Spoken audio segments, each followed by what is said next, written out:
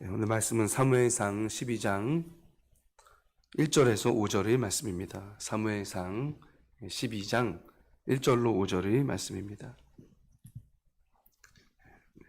함께 합독하도록 하시겠습니다. 사무엘이 온 이스라엘에게 이르되 보라, 너희가 내게 한 말을 내가 다 듣고 너희 위에 왕을 세웠더니 이제 왕이 너희 앞에 출입하느니라. 보라, 나는 늙어 머리가 휘어졌고 내 아들들도 너희와 함께 있느니라. 내가 어려서부터 오늘까지 너희 앞에 출입하였거니와 내가 여기 있나니 여호와 앞과 그의 기름 부음 받은 자 앞에서 내게 대하여 증언하라. 내가 누구의 소를 빼앗았느냐, 누구의 나귀를 빼앗았느냐, 누구를 속였느냐, 누구를 압제하였느냐, 내 눈을 흐리게 하는 뇌물을 누구의 손에서 받았느냐. 그리하였으면 내가 그것을 너희에게 갚으리라 하니 그들이 이르되 당신이 우리를 속이지 아니하였고 압제하지 아니하였고 누구의 손에서든지 아무것도 빼앗은 것이 없나이다 하니라. 사무엘이 백성에게 이르되 너희가 내 손에서 아무것도 찾아낸 것이 없음을 여호와께서 너희에게 대하여 증언하시며 그의 기름 부음을 받은 자도 오늘 증언하시느니라 하니 그들이 이르되 그가 증언하시나이다 하니라. 아멘. 오늘 본문은 이스라엘의 마지막 사사였던 사무엘의 고별사입니다. 이제 사사 시대가 끝나고 이제 왕정 시대로 전환이 되는데 어떻게 하여야 나라가 복을 받을 수가 있는가? 또 어떻게 하여야 하나님께 그 은혜를 하나님 앞에서 유지할 수가 있는가? 이것을 말씀하시는 그 사무엘의 고별 설교라고 할 수가 있습니다. 그게 오늘 말씀 사무엘상 12장 말씀입니다. 이스라엘이 출애굽해서 팔레스타인에 들어와서 살기 시작할 때 처음부터 이 왕정 체제로 살기 시작한 것이 아닙니다. 원래는 왕이 없었고 각자가 자유롭게 살아가던 그러한 시대였습니다. 그리고 위기가 닥치면 하나님께서 사사를 이제 세워주셔서 그 이스라엘을 위기의 손에서 구원하셨던 그러한 이제 시기였습니다. 이 시기가 한 340년 된다고 학자들은 얘기합니다. 그런데 의문점이 들어요. 하나님께서 왜 곧바로 왕을 세워서 통치를 하는 이 왕정 체제를 명령하지 않으시고 이런 자유로운 형태, 이 사사를 세우시는 형태로 살아가게 하셨을까 궁금했습니다. 어차피 이제 후반기로 가면 왕정으로 전환이 되잖아요. 그래서 하나님 왕정을 허락하실 바에 처음부터 이 왕정 체제로 너네는 가라 이렇게 말씀을 하시지 왜 사사 시대를 하나님께서 허락하셨을까? 이런 궁금증이 들었습니다. 이유는 하나님이 왕이시기 때문에 그렇습니다. 하나님을 왕으로 모시면서 최대한의 자유를 누리면서 살기를 원하셨던 것이 아닐까 깨달음이 왔습니다.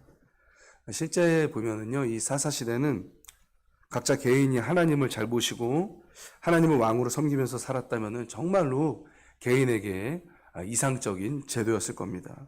왜냐하면은 각 지자체의 자유가 또 개인의 자유가 가장 잘 보장되는 통치 형태였기 때문입니다. 그래서 개인의 창조성이 가장 잘 발휘될 수 있었던 그런 체제입니다. 왜냐하면요, 중앙의 통제가 없잖아요.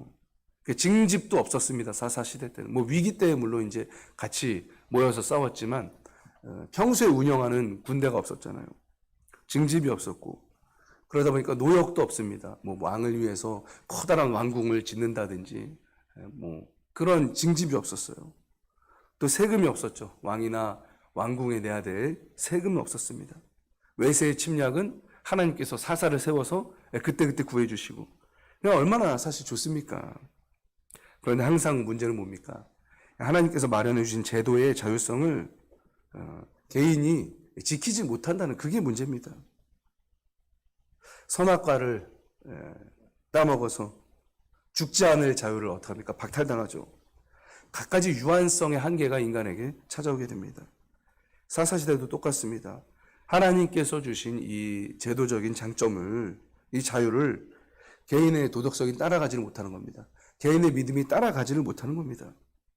그래서 인간 왕에게 지배를 받는 왕정체제로 들어가게 됩니다.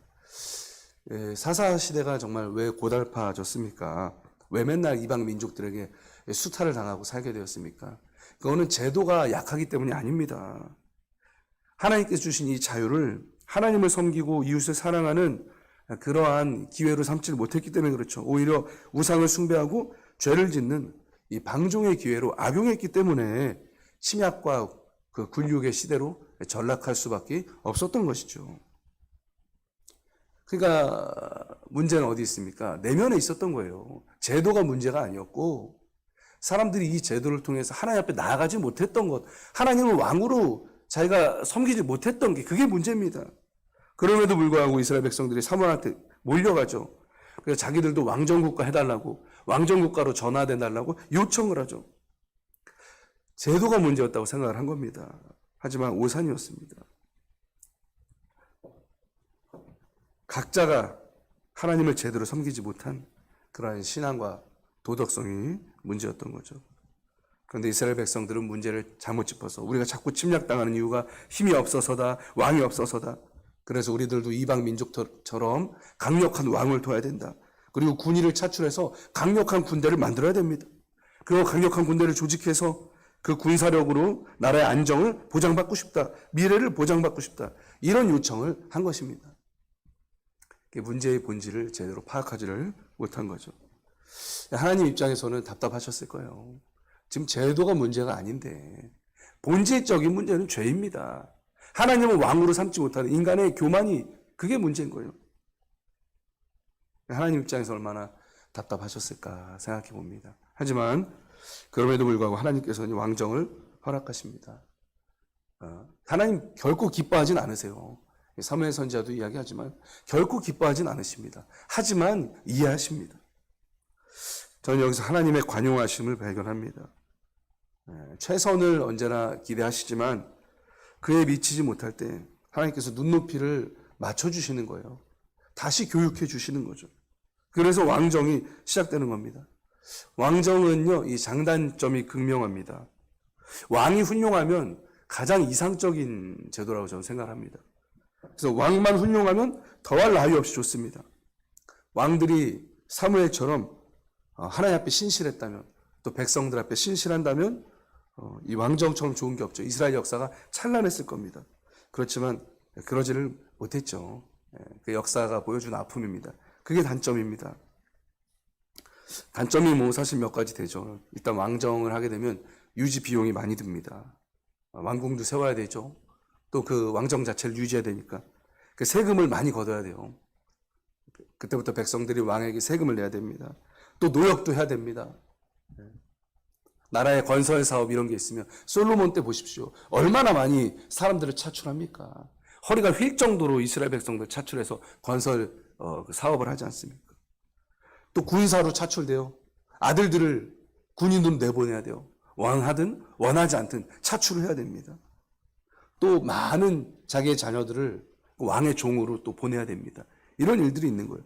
그런데 이런 단점은 본질적인 단점이 아닙니다. 빙산의 일각입니다. 가장 큰 단점은 제가 아까 말씀드렸죠. 왕의 자질에 따라서 왕이 어떠냐에 따라서 나라의 운명이 너무나도 극명하게 갈린다는 점에 있어요. 왕이 하나님 앞에 온전히 신실하게 서 있다면 나라가 부강해지지만 다윗처럼 또 히스기야처럼 그렇게 되지만 만약에 그렇지 못한다면 왕이 하나님 앞에서 신실하지 못하다면 우상 숭배를 한다면 심지어 왕이 자기 자신을 우상으로 삼는다면 나라 전체가 어떻게 되는 겁니까? 망가지는 거예요. 쑥대밭이 되는 겁니다. 그게 위험성이죠. 그래서 사무엘이 12장에서 그 점을 경고하고 있는 것입니다. 사무엘이 오늘 우리가 읽은 본문 말씀에서 이렇게 얘기합니다. 자신이 이스라엘 사사로 섬기던 그 봉직하던 기간 동안에는 어떠한 부정도 없었다. 정말 하나님 앞에서 정직하게 그 사사로서의 지도자로서의 역할을 감당했다. 이것을 밝히고 있는 것이죠. 그래서 무릇 왕이 되려는 자는 이제 정직하게 그 직무를 행해야 된다는 이야기입니다. 하나님 앞에서 그 직분을 수행해야 된다는 말입니다. 사리사욕을 채우는데 권력을 이용해서는 안 된다. 지금 그 얘기를 사무엘이 하고 있는 겁니다. 3절 4절 보니까 이렇습니다. 내가 여기 있나니 여호와 앞과 그의 기름 부음을 받은 자 앞에서 내게 대하여 증언하라. 내가 누구의 소를 빼앗았느냐? 누구의 나귀를 빼앗았느냐? 누구를 속였느냐? 누구를 압제하였느냐? 내 눈을 흐리게 하는 뇌물을 누구의 손에서 받았느냐? 그래야으면 내가 그것을 너희에게 갚으리라 하니 백성이 뭐라 그럽니까? 그들이 이르되 당신이 우리를 속이지 아니하였고 압제하지 아니하였고 누구의 손에서든지 아무것도 빼앗은 것이 없나이다. 이 사무엘이 자신이 있으니까 백성 앞에 얘기하는 거예요. 얼마나 숱한 백성이 있었겠습니까? 그런데 내가 너희 백성들 것 중에서 어떤 하나라도 부정적으로 빼앗은 것이 있거나 뇌물 받은 게 있으면 말해보라는 겁니다. 숱한 군중들 앞에서. 그러니까 이들이 없습니다. 이렇게 얘기하는 거예요. 얼마나 이 청렴 결백했으면 이런 얘기를 할 수가 있었을까요? 대중 앞에서. 사무엘은요, 아주 어린 나이에 하나님의 음성을 듣죠. 부름을 받죠. 그 이후부터 하나님 어떻게 하십니까? 사무엘을 높여주십니다. 그의 말이 하나도 땅에 떨어지지 않게 해주십니다. 땅에 떨어지지 않게 해주셨단 말은요, 말한 대로 이루어 주셨다는 거예요. 선포한 대로 그 일이 이루게 해주셨다는 겁니다. 이런 제사장을 보면서 백성들이 무슨 생각을 했을까요? 이 제사장이 하는 말은 그냥 땅에 떨어지는 일이 없는 거예요. 다 이루어지는 거예요. 백성들은 사무엘을 마치 정말 하나님과 같이 여겼을 겁니다. 말한 대로 다 되죠. 또 제사장 역할을 감당하시죠. 또 선지자이기도 하시죠. 또 사사입니다, 사무엘이. 그러니까 정치 지도자도 겸하고 있는 거예요. 또 재판관도 겸하고 있는 겁니다. 입법, 사법, 행정권이 요즘으로 따지면 다 있는 지도자예요. 이런 위치는요, 마음만 먹으면 정말 절대 권력을 휘두를 수 있습니다. 또 본인이 나서서 취하려고 하진 않아도 가만히 있어도 어떡합니까? 뇌물을 가져와요. 가만히만 있어도 재물을 모을 수 있는 위치입니다.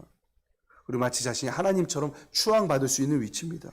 하지만 사무엘은 그렇게 하지 않았어요. 숱하게 뇌물을 가져왔겠죠. 그런데 사무엘은 뭐라 그럽니까? 내가 그 뇌물을 받지 않았다. 거절했다는 거예요. 거절했다는 거예요. 말이 쉽지. 어린 시절부터 각광을 받아서 지도자로 등극한 사무엘이 평생 동안 이런 유혹을 물리치기가 쉽지만은 않았을 겁니다. 권력을 이용해서 이득을 취하고 싶은 유혹에 맞서서 자기를 지키는 일이요. 그게 쉬운 일이 아니었을 겁니다. 나는 안 그럴 것 같다고요? 쉬울 것 같다고요? 아닙니다, 여러분. 우린 당장 학교 다닐 때 반장만 돼도 목에 힘이 들어갔어요. 우린 아파트 분녀 회장만 돼도 어떻습니까? 누가 나한테 그 동에서 인사를 안 하면 괘씸하게 생각하는 게 우리입니다. 그게 인간의 본성이에요.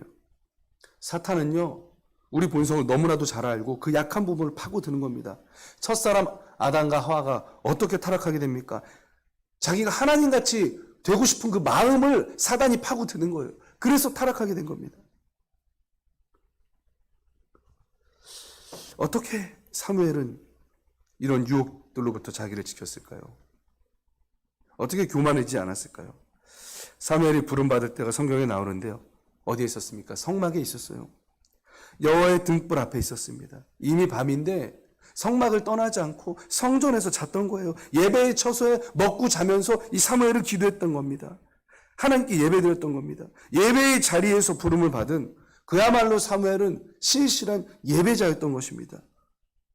그렇기 때문에 사무엘은 평생 동안 이 사사직을 감당하면서 자신이 아무리 존귀해져도 예배를 받으실 존재는 하나님 한 분뿐이라는 사실을 늘 명심했을 겁니다.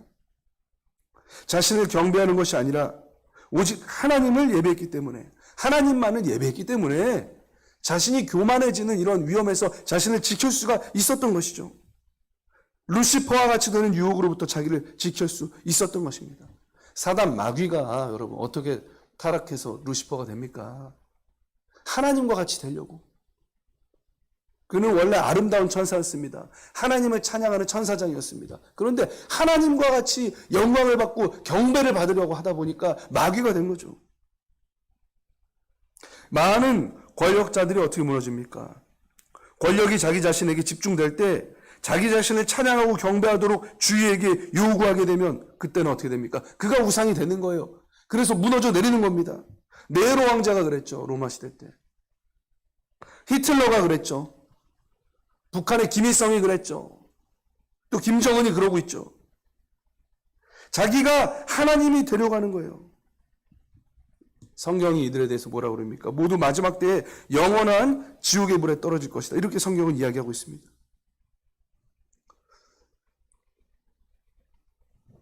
그래서 힘은 그 교만에서 자신을 지킬 수 없을 때는요, 위험한 겁니다.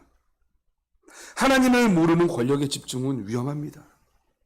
그 세속적인 권력은요, 그 권력이 강하면 강할수록 잘 지켜야 됩니다.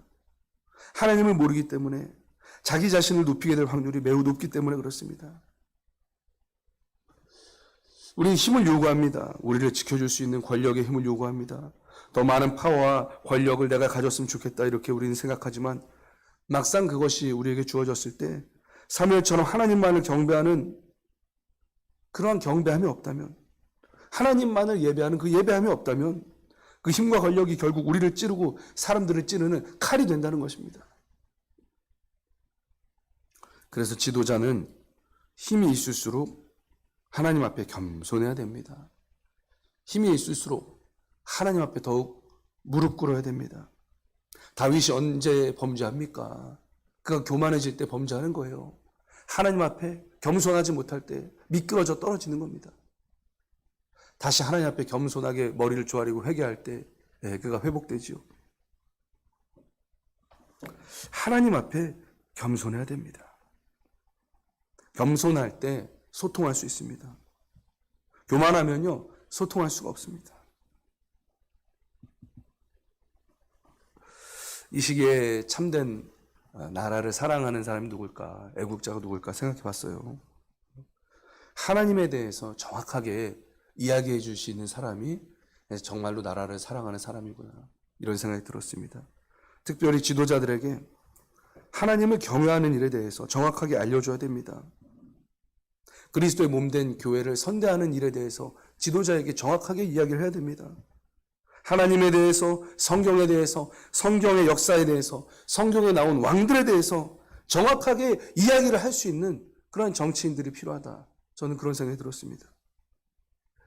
대한민국에 온전히 하나님만을 예배하고 하나님만을 두려워하는 그러한 사람들, 그러한 정치인들이 많이 세워지게 해달라고 기도해 주시기 바랍니다.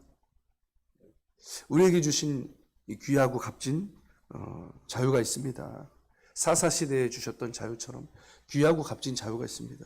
이 자유를 억압으로 바꿔서는 안 됩니다. 그래서 그걸 위해서도 우리가 기도해야 됩니다. 말씀 마칩니다. 들은 말씀 가지고 자유롭게 기도하다 돌아가실 때 나라와 민족을 위해서 기도해 주시고, 하나님을 경외하는 지도자들이 이 사회 도처의 각 분야의 정치, 경제, 사회, 문화의 모든 분야에 세워지게 해주시옵소서. 하나님만을 경외하고 하나님만을 예배하는 지도자들이 세워질 수 있도록 하나님 붙잡아 주시옵소서. 또 정말 나라의 지도자에게 자기의 뭐를 걸더라도, 무엇을 걸더라도 하나님에 대해서 정말 정확하게 이야기해 줄 수 있는 그러한 측근들이 많이 있어야 됩니다. 그러한 그리스도인들이 많이 있어야 됩니다. 이를 위해서도 여러분 함께 기도해 주시기 바랍니다. 주여 한번 부르고 합심으로 기도하다가 자유롭게 돌아가시고, 또 가정에서도 열심으로 기도하시기 바랍니다. 주여 한번 부르고 기도하겠습니다. 주여.